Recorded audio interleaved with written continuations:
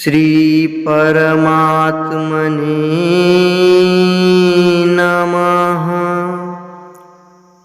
हरये नमः।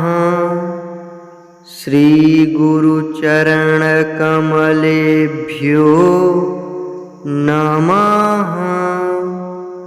श्रीमद्भगवद्गीता अथ चतुर्थोऽध्यायः।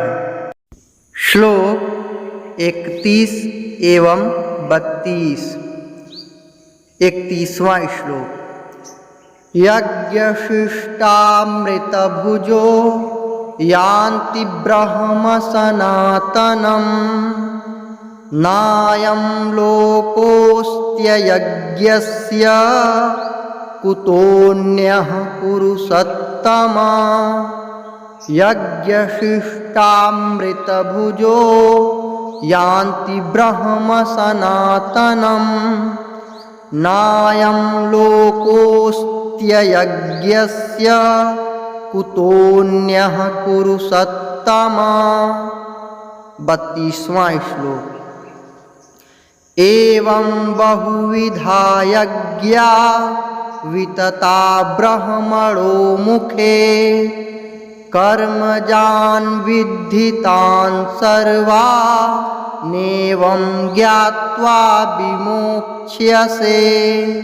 एवं बहुविधा यज्ञा वितता ब्रह्मणो मुखे कर्मजान् विद्धितान् सर्वानेवं ज्ञात्वा विमोक्ष्यसे।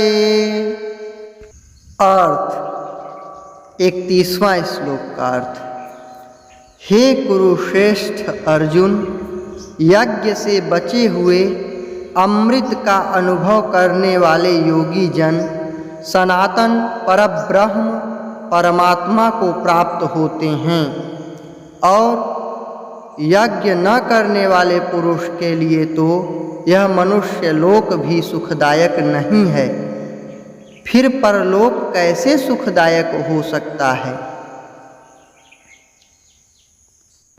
श्लोक 32। अर्थ। इसी प्रकार और भी बहुत तरह के यज्ञ वेद की वाणी में विस्तार से कहे गए हैं।